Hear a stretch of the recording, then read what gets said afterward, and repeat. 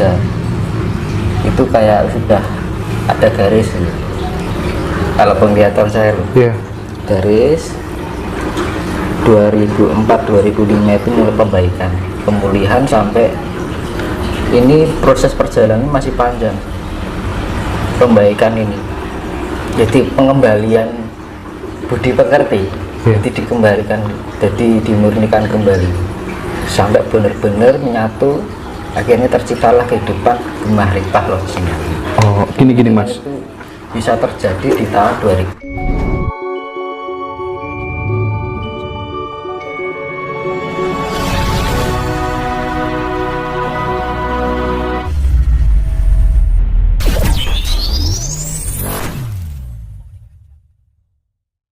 Dari perjalanannya sangat panjang itu, kalau di Jawa itu kan tokoh panutan sentralnya kan beliau panjenenganipun Kanjeng Sunan Kalijaga.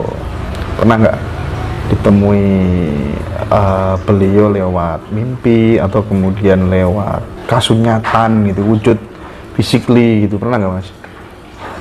Kalau saya dulu waktu posisi di rumah saya, kakak saya di Nganjuk. Iya. Saya tuh nonton TV. Iya. Nonton TV waktu itu saya masih SMA kayak. SMA atau SMP. Tiba-tiba itu tangan saya dipegang. Orang pakai baju lerek-lerek Jawa itu yang itu. Pelangkonan itu pakai iket tapi batik.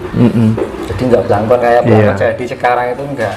Jadi modelnya dulu kan masih pakai diikat gitu kan.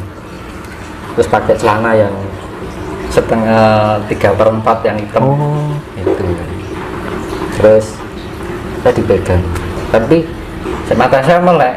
Tapi ketika dipegang saya nggak bisa gerak. Tapi sadar meripat itu melek gitu kan. Biar cuma gitu aja. Dia yang cuman gitu aja, cuman menyapa aja. Itu kasat, berarti mata itu benar-benar ya. Tapi yang paling dominan dari lelakunya Mas Tinus itu lebih dominan mengurangi makan atau mengurangi tidur? Kalau saya itu normal-normal aja. Normal aja? Ya. Saya itu nggak pernah nyiri apa, yang penting menikmati apa adanya gitu ya. Jadi cuman hobi saya itu melek malam, karena sudah menjadi keterbiasaan dari sejak kecil. Jadi kalau semalam itu misalkan kecapean gitu, pernah gak sengaja ketiduran pagi, rasanya kayak gelo, kalau sing kurang. Gitu ya Mas. Karena apa? Jadi kan nggak usah berguru kemana-mana, kerap melek bengi, cuman bergurunya sama rokok sama kopi. Itu gurunya. Gimana maksudnya itu? Penting itu. Iya kan, otomatis kan orang rokok, kopi, pikirannya kan pasti kita mau nggak mau kan berbicara dengan diri sendiri. Oh iyalah, self talk gitu ya. Itulah orang yang buat diri kita menjadi pintar itu adalah sering kali lah berbicara dengan diri kita sendiri. Iya Mas, sepakat saya kalau soal itu. Iya benar. Nggak, artinya gini Mas ya, saya ingin menekankan kepada semuanya Mas, karena sekarang ini mayoritas orang ketika ada masalah itu Mas, mentok, pusing dengan masalahnya, itu larinya mesti cari orang pintar. Sana didatangi. Karena kalau orang keyakinannya dia nggak dapat. Nah itu berarti sebenarnya bisa diselesaikan lewat dirinya sendiri. Iya. Jadi emang apa ya namanya? Zaman sekarang itu memang krisis pendidikan nilai. Jadi pendidikan nilai dalam arti gimana ya? Orang sekarang kan untuk lebih banyak ke eksternal daripada internal. Betul. Iya kan. Belajarnya keluar daripada ke dalam gitu. Ketika dapat terpaan itu kan otomatis internal juga kena. Padahal internalnya kosong. Padahal sekolah itu belajarnya masuk ke dalam ya Mas. Nah itu yang menjadi konsep. Ini menjadi konsep penting. Konsep penting mana ketika besok ini kan akan ada perubahan apa namanya, peradaban. Ya di peradaban baru itu nanti ada konsep, itu penglihatan saya sendiri ya. Iya.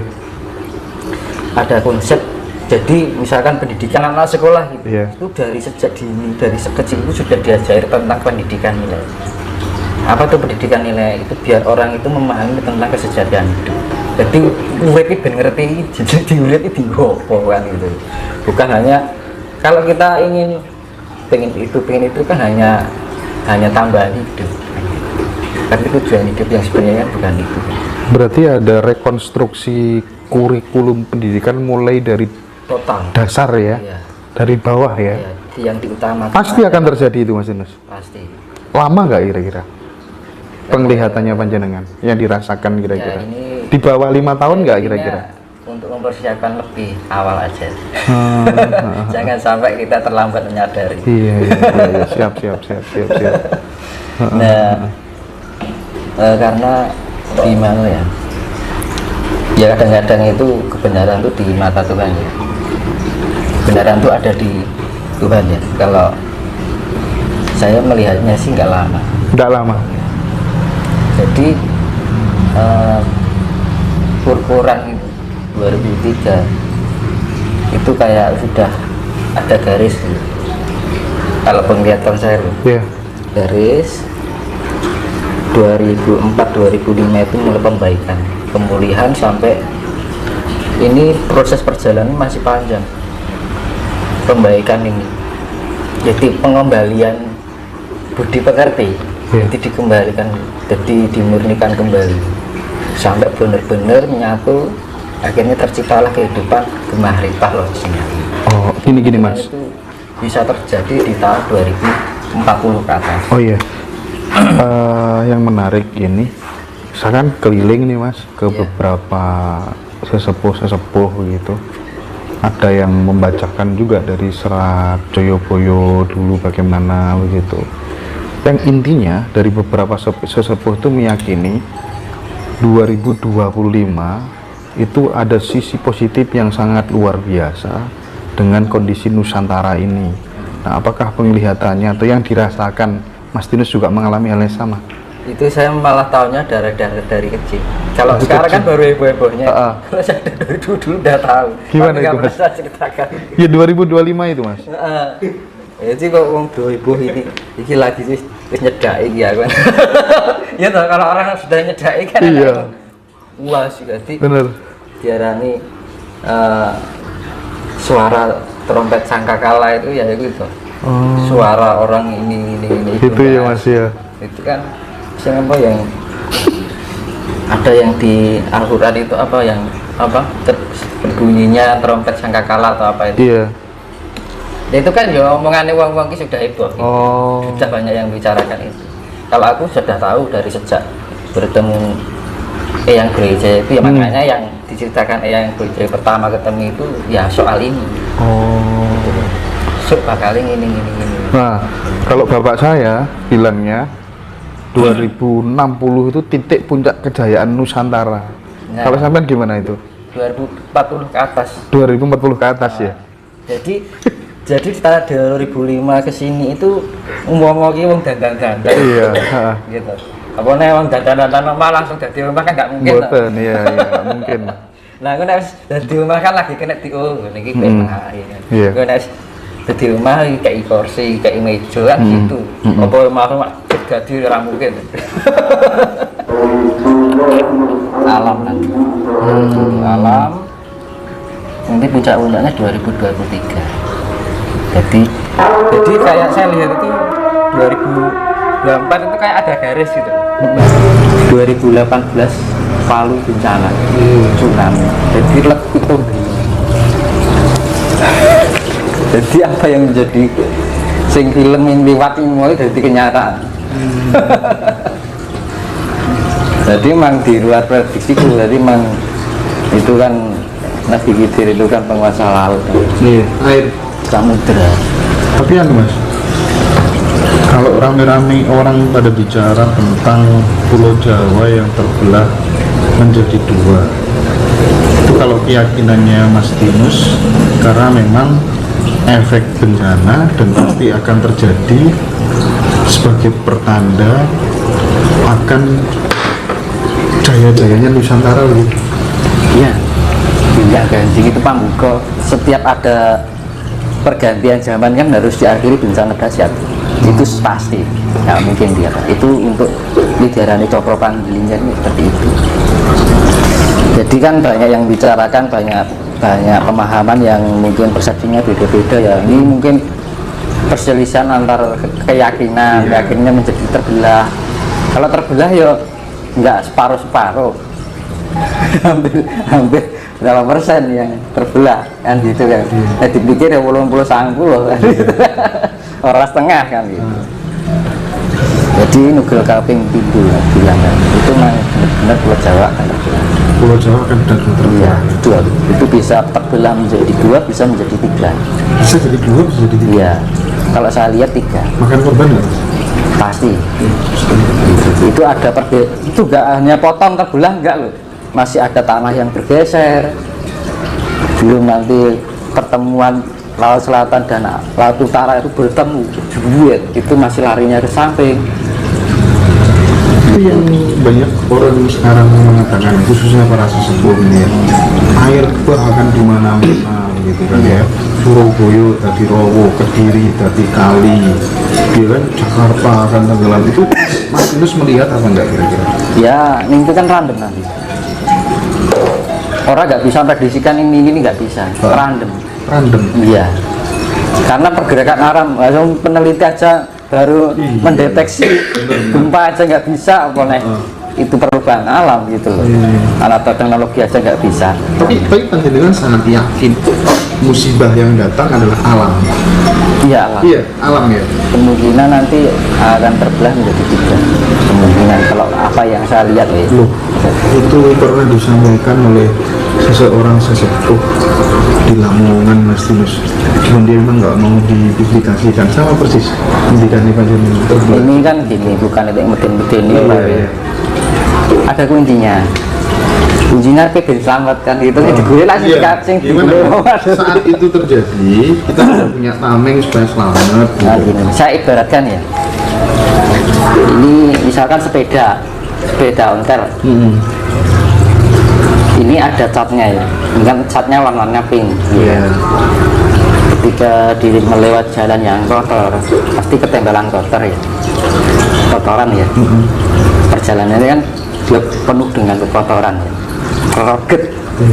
Nah, kita bersihkan yang apa namanya, yang jatuh dari badan sepeda ini apa, pasti kotorannya kan. Tapi catnya kan enggak, catnya masih melekat di rangka sepeda. Itu artinya jadi cat karo longkok lah udah siji nyawiji. Jadi kuncinya adalah kita menyatukan diri dengan alam. Menyatukan diri dengan alam. Rasional. Siap. Nah, alam itu ya namanya pembersihan ya. Ngersih barang reget. Ya sing ngerasa dadi sawiji karo alam ya katut gitu ya. Makanya kan yang membersihkan apa? Air laut kan sifatnya mempenetralisir. Nah, dinetralisir kan. Jadi bumi ini digoyang. Jadi intinya adalah orang-orang yang tidak berkontribusi atau tidak bisa bermanfaat buat alam, ya itu akan lunas ya Mas ya. Kuncinya nyawiji dengan alam. Iya. Jadi tapi caranya nyawiji ya tadi. Kita bisa menguasai cipta rasa jiwa, kita diolah dengan meditasi, dengan yoga mikro ya. Jadi kita lebih melatih, meningkatkan intuisi kita, meningkatkan tingkat kesadaran kita. Apa toh gunanya meningkatkan tingkat kesadaran kita? Jadi ini diarani eling. Arep ngomong wae eling sih, sadar. Kayak enak sing ngene iki. Arep diros elek, enak sing ngene iki, itu sadar diri. Rumangsani nek wong Jawa. Nah, dengan melatih itu terus kita mendekatkan diri dengan alam semesta, kita mencintai alam semesta bahkan seisinya. Wis to nek iso nglakoni wis selamat ya. Perlu rapalan apa. Sekarang itulah namanya hakikat. Iya kan. Apa nek wis pinter ngerapal selamat turun karuan nek hakikate ora iso nglakoni. Itu namanya hakikat budi pekerti. Jadi budi itu perbuatan, pekerti itu kan perbuatan, budi itu ya perbuatan baik. Kasih itu tadi kuncinya adalah kasih. Makanya kan di dalam ajaran Buddha kenapa tidak makan hewan. Nah itu ada satu hal, sebenarnya makanan hewan yang sebenarnya ini menurut saya sendiri ya, makanan hewan itu sebenarnya sesuatu jika dimakan tanpa diternak tidak habis, jika dipotong tidak akan mati. Apa?